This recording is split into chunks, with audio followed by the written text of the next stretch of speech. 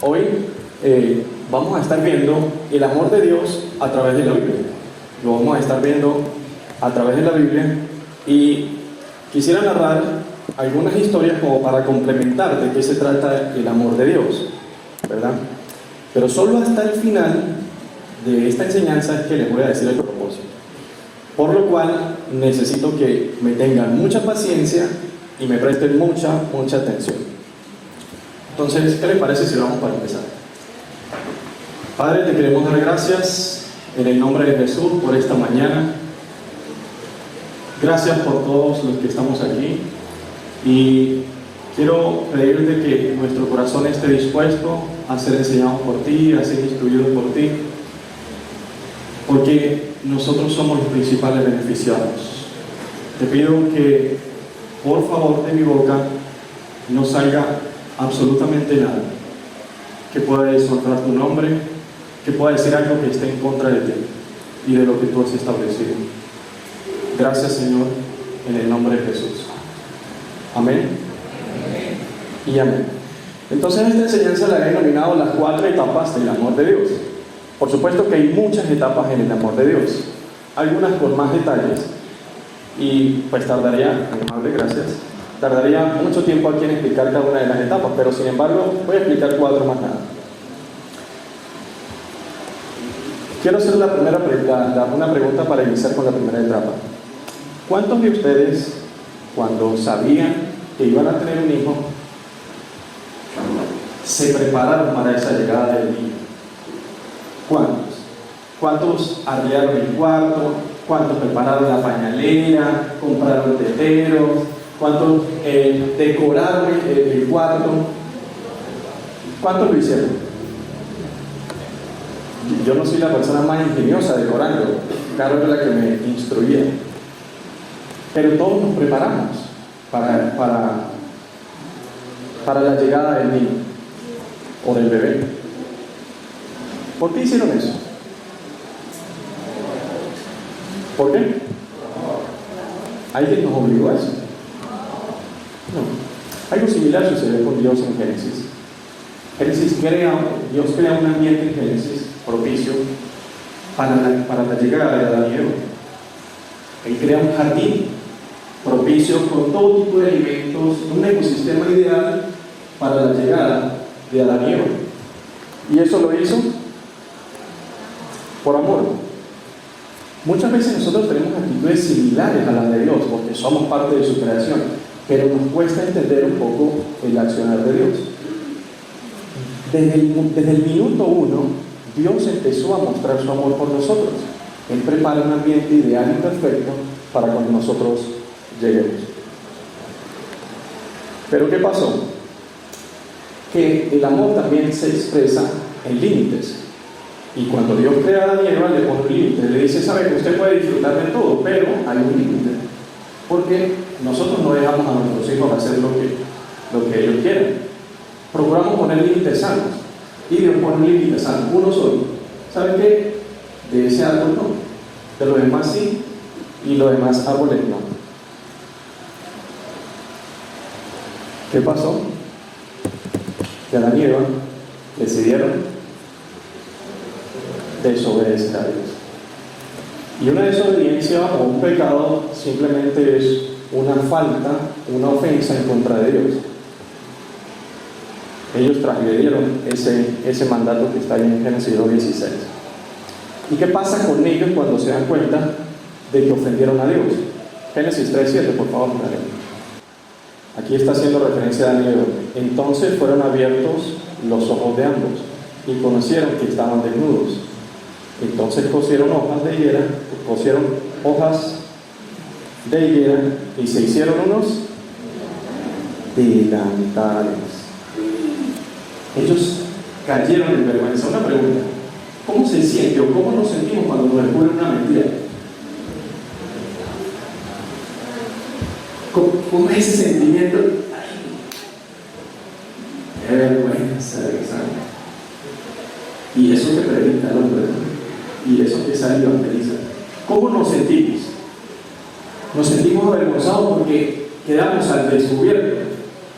¿Recuerdan de niño cuando uno estaba portándose muy mal y llegaba a visita a la casa y los papás le decían a uno, mire si supieran lo que hizo, uno no haya ni dónde meterse para no pasar esa vergüenza.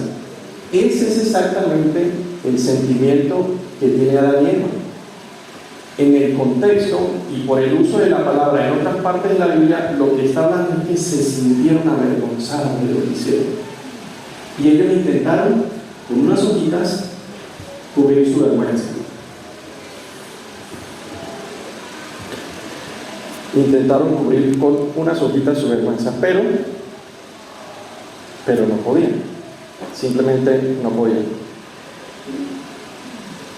Veamos cuál fue la respuesta de Dios.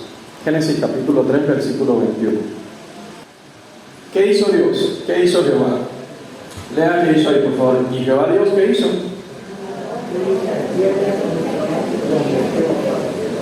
¿Qué hizo Dios? Mire, esa acción viene después de una reprensión, pero la gente se queda con la reprensión, no se queda con el acto de amor, no se queda con que Dios los cobijó y les tapó la vergüenza, no se queda con la parte importante del texto, que es que estamos viendo un Dios amoroso que te está cubriendo la vergüenza, que nos está cubriendo la vergüenza. Pero parece que es como más importante la reprensión, que no sé qué, y que Dios los castigó, y que ahora todo el cuento de trabajar con el sudor de la frente y eso.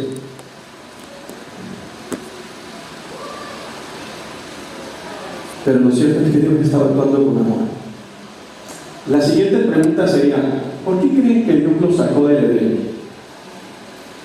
¿Por qué piensan ustedes que Dios, después que ellos transgreden, que lo ofenden y que Dios, que ellos quedan expuestos en su vergüenza, Dios les cubre la vergüenza y el acto seguido de Dios es sacarlos del Edén? ¿Ese sí es el castigo? No, ese no es el castigo. Ese es el acto de amor y misericordia que Dios hizo para con ellos. ¿Por qué? El 22, Génesis 3, 22 y 23 ahí. Y dijo Jehová, Dios, he aquí el hombre es como uno de nosotros, sabiendo el bien y el mal. Ahora pues, no alargue su mano y tome también del árbol de la vida, coma y viva para siempre. ¿Dónde está el acto de misericordia? ¿Dónde está el acto de amor? Porque ellos habían pecado y estaban separados de Dios. Si comían del árbol de la vida, iban a vivir ¿cómo? Para siempre separados de Dios.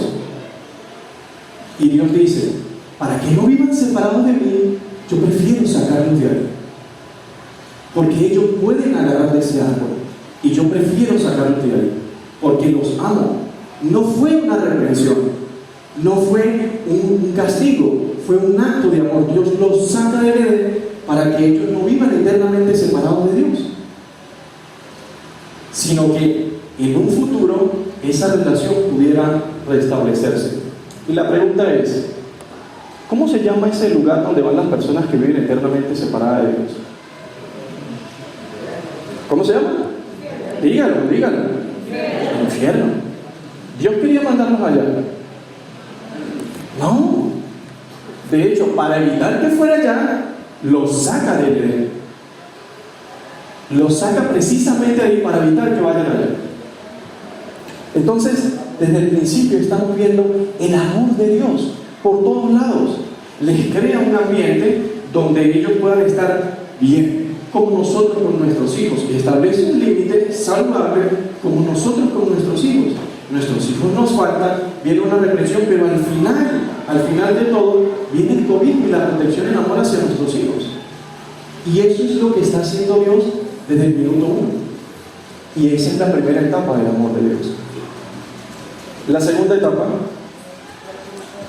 nuevamente las personas, ya había mucha más gente en la tierra, eligen hacer cosas que no están bien delante de los ojos de Dios. Ok, en la segunda etapa, entonces viene Dios y la gente sigue haciendo lo que no está bien, se pone en contra de Dios.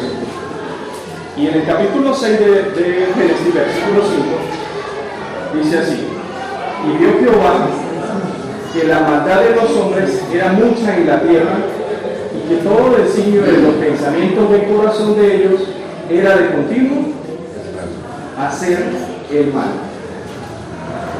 Entonces Dios se da cuenta que la gente en su cabeza y en su corazón lo único que tenían era ¿qué? Hacer el mal. No había manera de que las personas pudieran tener otro tipo de conducta. Conforme a lo que piensas, así actúas. Y Dios dijo, esta gente se lo pasa pensando lo que no está bien. Esta gente está corrompiendo y ha corrompido toda la creación. Saltemos un momentico al versículo 13 y 14. Dios le dice a Noé lo siguiente: dijo pues Dios a Noé, he decidido el fin de todo ser, porque la tierra está llena de violencia. A causa de ellos, yo voy a destruir toda la tierra. Entonces, por favor, haz un arca de madera y harás allí algunos aposentos y la cubrirás con brea por dentro y por fuera. Entonces Dios toma una decisión. Dios toma una decisión y le dice a Noé, ¿sabes, Noé? Necesitamos hacer un arca, porque esta gente todo el tiempo se lo vive pensando mal, no me toma ni cuenta, me ofende. ¿Sabe cuántos años duró Noé construyendo el arca? 100 años duró construyendo el arca. ¿Y qué hacía Noé durante esos 100 años? Dígalo ahora, predicarles. Él construía y les predicaba para que se arrepintieran, para que esa conducta les cambiara. Mire, ¿sabe qué? De estar pensando así.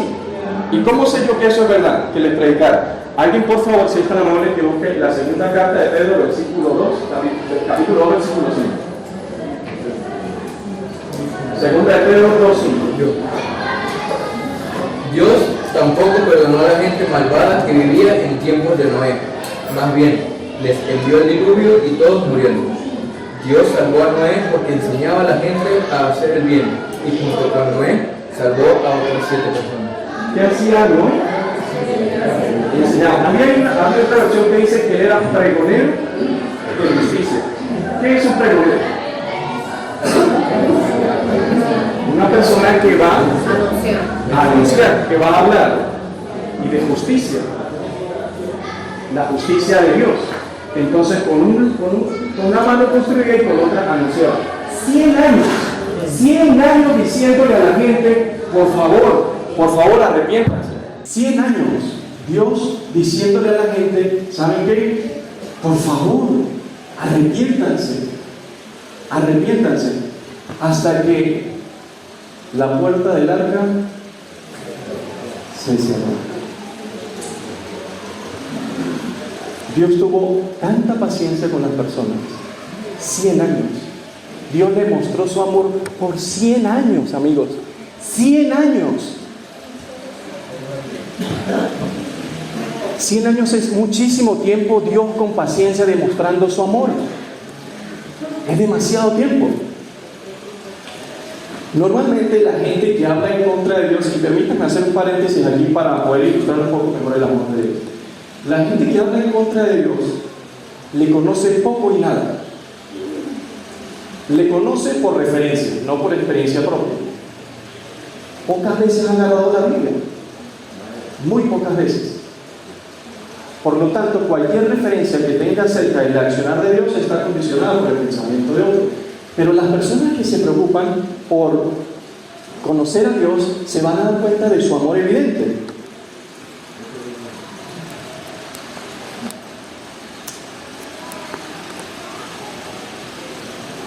Les quiero pedir un favor, miren. No le muestren a sus hijos una imagen de un arca con animales saliendo, como que los animales no caben ahí, porque eso les distorsiona totalmente la realidad. No lo hagan, por favor. Esas imágenes donde está el barco chiquitico y los animales salen como que si no pudieran, Es una imagen que distorsiona totalmente lo que es el concepto bíblico del arca. Para darles una idea, el arca tenía un tamaño como de una cancha de fútbol y 3/4 de 3 pisos. Y el mandato de Dios decía, pues meta una pareja de cada especie, no de cada animal. La gente dice, ahí no caben todos los animales. La pregunta es, ¿tenían que ser adultos o podían ser cachorros?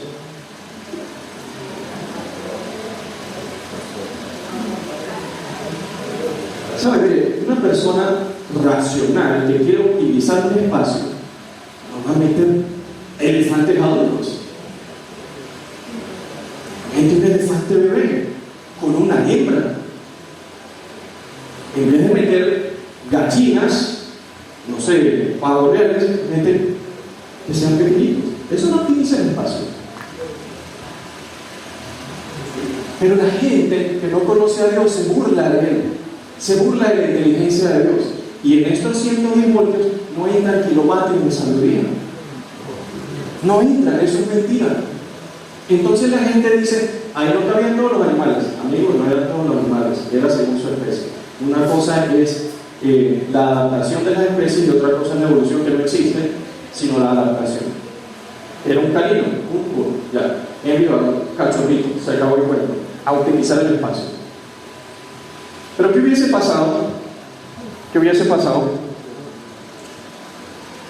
si una persona, qué hubiese pasado si al final de esos 100 años, justo horas antes de que se soltara el diluvio, algunos se arrepintieron? ¿Qué hubiese pasado? ¿Ustedes creen que Dios tiene un humor negro y tan falto de amor como para decirle, sí, se arrepintió, pero aquí estamos llenos, aquí no cabe más nadie? Ese no es nuestro Dios. Ese no es nuestro Dios. El arca tenía la capacidad física para albergar a cuantos se quisieran arrepentir. Porque Dios no es un Dios de maldad. Él, en medio de la maldad, proporcionó en su infinito amor una salvación. Él le dice a la gente, vénganse, los que crean, los que se arrepientan, vénganse para acá, vénganse, entren. Y así como la canción, entren que caben 100, ahí cabe mucha gente. Si se arrepienten, no, ¿saben qué? Es que se arrepintieron 5 y no hay espacio porque con todos los animales aquí no cabemos. Bueno, suerte, ¿sabe nada? No, Dios no tiene ese tipo de humor. Y estamos viendo desde el inicio que lo que su accionar está condicionado es en amor. Amor crea un ambiente, se equivocan, responde con amor, se los saca para no vivir eternamente separado de ellos. La gente se vuelve en sus propios pensamientos malos y Dios provee salvación y la gente se empieza a burlar de él. Usted lea Génesis y se da cuenta que la gente se burla. Y les crea un espacio que por 100 años, con una logística de atraer gente por 100 años, o para lo que ustedes creen que para Dios es muy importante un animal que la gente. Ese arca no estaba hecho necesariamente para la gente, para los animales, perdón, estaba hecho para la gente. Pero, ¿cuántas personas creyeron? 8. Solamente 8. Solamente 8 personas se abrazaron al amor de Dios. Y las demás se rieron. Y las demás se burlaron.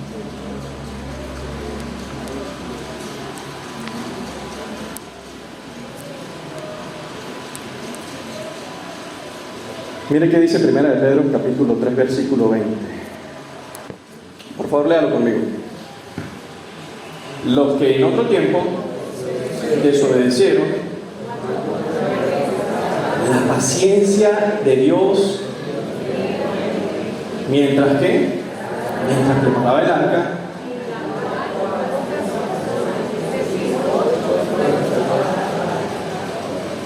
la paciencia y el amor de Dios es tan infinito, tan infinito. Y durante estos 100 años la gente burlándose. Está loco. ¿Qué es eso de lluvia? La gente ni siquiera sabía que había lluvia. Y haciendo este cuento. Está loco. El amor de Dios es al extremo paciente, amén. Y para eso entramos a la tercera etapa. Pasa el tiempo, vuelve la gente a poblarse, Dios utiliza a una familia, Abraham, Isaac y Jacob, para fundar una nación llamada Israel, ¿verdad? Esta nación conquista un territorio y toma posición y posesión. Y en ese momento, cuando esta nación está establecida, Dios mismo, escuchen lo que les voy a decir, Dios mismo era el que gobernaba esa nación. Dios mismo lo hacía por medio de jueces y de profetas.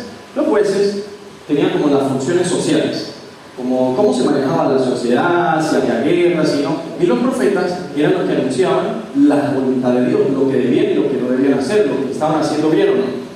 Entonces Dios administraba él mismo al pueblo de Israel. Primera de Samuel 8:7. Mire lo que hizo la gente.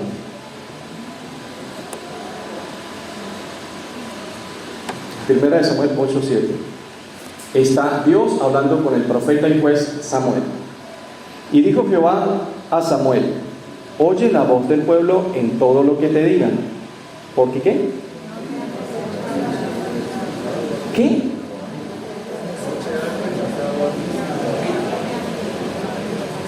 Para que yo no reine sobre ellos.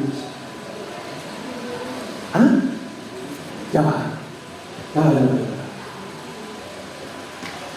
Si esto no es un Dios amoroso, si esto no es un Dios compasivo, porque yo siendo Dios ya lo hubiese eliminado 10 veces, y les dice, la gente empieza a decir, ¿sabe qué?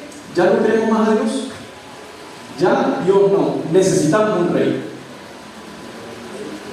Samuel se siente mal, se hiere, y Dios le dice, ¿sabes qué? Lo que pasa es que no te han desechado a ti, lo han hecho por mí. Me están desechando a mí. O sea, literalmente, no solamente con sus acciones, o adicional de sus acciones, es la intención fija de decir, no queremos saber nada de Dios. No queremos saber nada de Dios. Eso es tremendo. Imagínense que alguien le diga a usted, ¿sabe qué? ¿Sabe qué? Salomón, yo con usted no quiero nada. No quiero nada. Usted para mí es un X en esta vida. ¿Cómo se siente eso?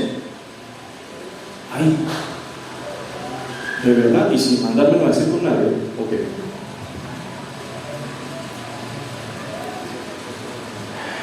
No entiendo cómo podemos tomar buenas decisiones sin tener a Dios en cuenta. Pero ¿qué hizo la gente? Escogió un rey. Escogió un tipo alto, fuerte, fornido, muy bien parecido, pero un idólatra, un cobarde, un orgulloso, un tipo despiadado, muy bonito sí, pero terrible el hombre, terrible, muy muy terrible el hombre.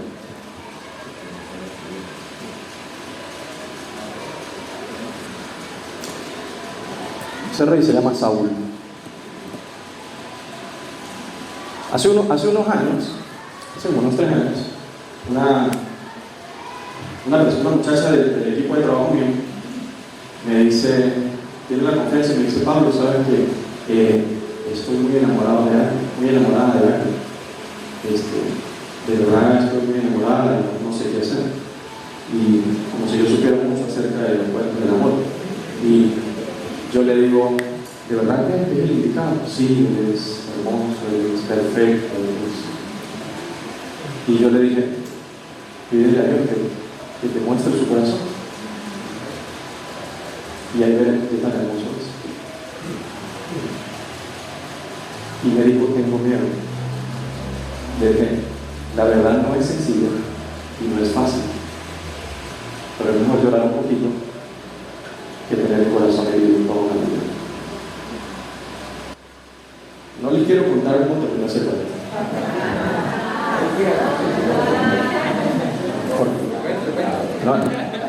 No es que el chisme sea malo. Lo cierto es que ellos eligieron por un hombre llamado Saúl. Y este hombre ha sido históricamente registrado el peor rey que ha tenido la nación de Israel. Los puso en las circunstancias más pobres, más deplorables, los atacaba a medio mundo, los saqueaba a medio mundo. Ese rey que ellos mismos escogieron, por el que desecharon a Dios, esa fue su decisión. ¿Cuál creen que fue la respuesta de Dios?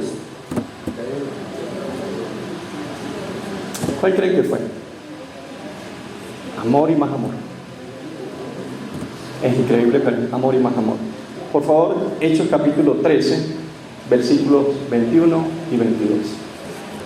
Miren la respuesta a ser desechado. Miren la respuesta a que la persona que escogieron es la mejor persona que hayan podido escoger. Esto es Pablo hablando en una sinagoga. Dice: luego pidieron rey, y Dios les dio a Saúl, hijo de Is, varón de la tribu de Benjamín. ¿Por cuánto? Siguiente versículo. Quitado este, les levantó por rey a David. ¿Quién lo levantó? Dios. ¿A quiénes habían escogido a Saúl? El pueblo. Pero Dios dice yo. Dice, de quien dio también testimonio diciendo: he hallado a David, hijo de Isaí, varón que quien hará todo lo que yo digo. Dios dice: ok, no quieren nada conmigo, pero voy a levantar un hombre que su corazón es parecido a mí, que los va a amar, que los va a proteger, que los va a unir, que van a ser prósperos. ¿Quién es el mejor rey que ha tenido el pueblo de Israel? El que levantó Dios. Esa fue la respuesta de Dios al odio, a la burla, al ser desechada. La respuesta de Dios es: conmigo no quieren nada, yo voy a levantar a alguien que es como si fuera yo, aquí por el mismo corazón, y va a unir al pueblo, y los va a amar, y van a ser poderosos, y van a ser prósperos. Esa fue la respuesta de Dios. Esa fue la respuesta. Por mucho menos nosotros le dejamos de hablar a la gente. Ay, no me saludo. Y eso que estamos en la iglesia también. Por mucho menos. Y Dios le levanta a un hombre en el cual nos salva de la mayor abundancia y paz que en cualquier otro tiempo en el pueblo de Israel. Esa es la respuesta de Dios. ¿Qué les parece este Dios? ¿Qué les parece? Por supuesto que David fue el mejor rey de Israel, sin contar nuestro verdadero rey de reyes y señor de señores, que es Jesucristo. Gracias por el que dijo amén. Qué grande es el amor de Dios que pasa por encima de todas estas ofensas. Pero vamos a seguir. David muere, viene su hijo goza de todos los privilegios de lo que hizo su papá. Su hijo muere, y ¿sabe qué hace la gente?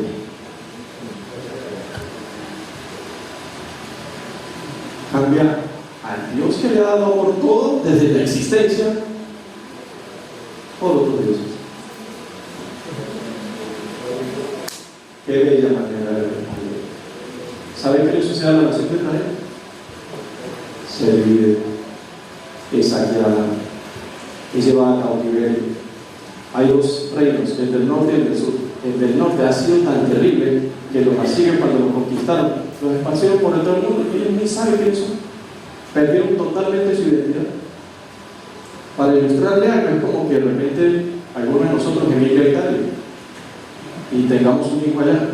Este hijo va poco a poco perdiendo sus raíces venezolanas.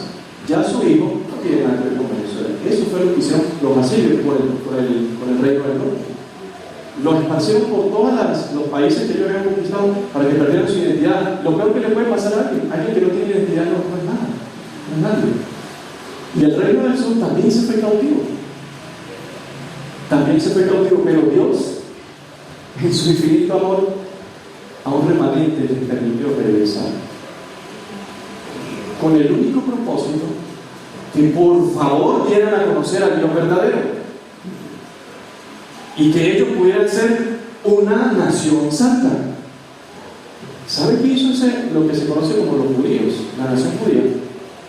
Usurparon el puesto de Dios, se pusieron en el lugar de Dios, empezaron a crear una serie de leyes que no estaban en su ley, que no estaban como en lo que Dios había establecido, y eso se le conoce como takanot, y las pusieron por encima de los principios de Dios como si fueran más importantes.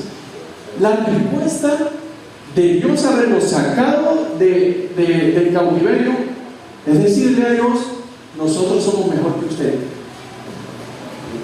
nosotros sabemos más que usted, las leyes que usted promulgó, no, esas no son. Nosotros vamos a hacer algo que se conoce como takanot, porque esas sí son las que son.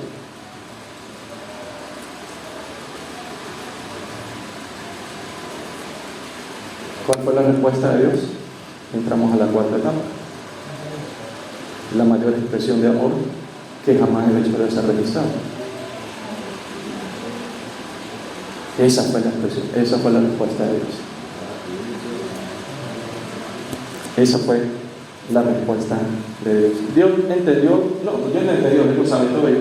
Ok, es hora de concluir la obra.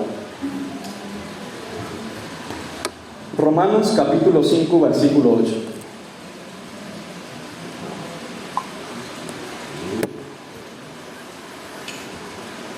Por favor, leamos juntos. Mas Dios muestra su amor para con nosotros, que aun siendo pecadores, salte un momentito al versículo 10. Léalo para usted.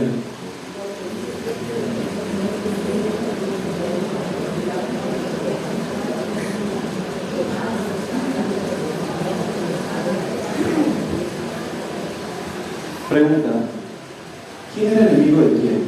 ¿Dios de nosotros o nosotros de Dios?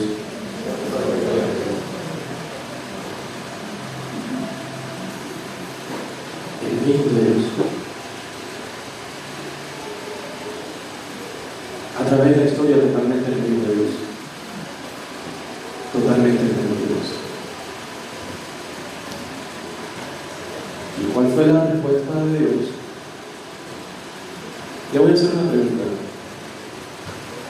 Vamos a hacer un ejercicio mental. Imagínense que usted tiene un vecino, un familiar, un amigo, que día y noche, durante todo su día, lo que hace es ofenderlo, avergonzarlo, criticarlo, hablar mal de usted sin conocerlo, decepcionarlo, decirle cualquier cantidad de improperios, groserías, todo.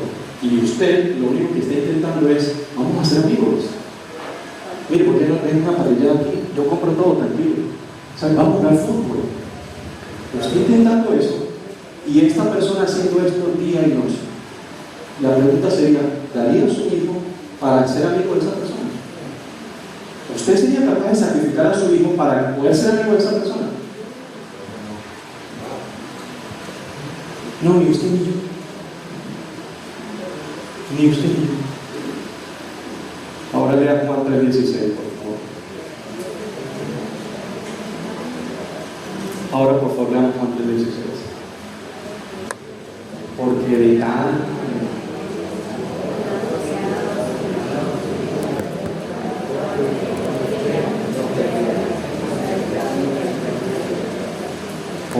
tal manera.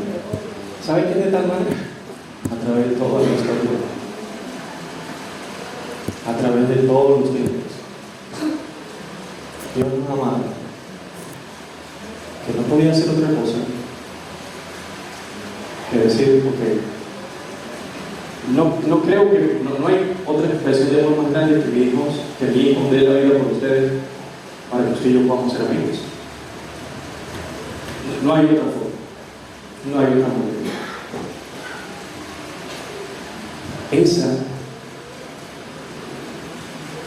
es la respuesta de Dios.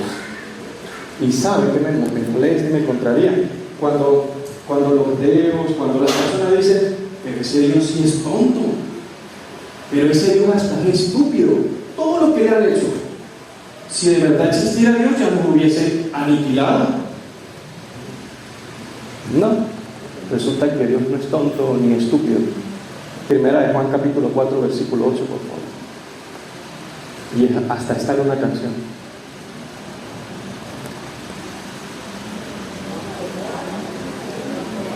¿Saben por qué Dios no es tonto?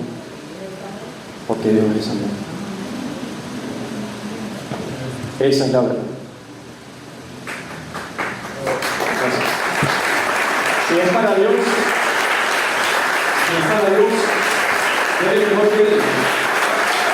Si es para Dios.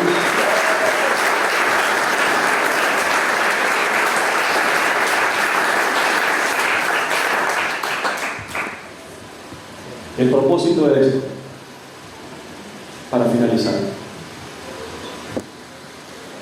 si alguna vez te llega a pensar o le llegan a decir que alguien no lo ama, déjenme presentarles al Dios que ha hecho todo para que usted se sienta amado, para que usted se sienta aceptado.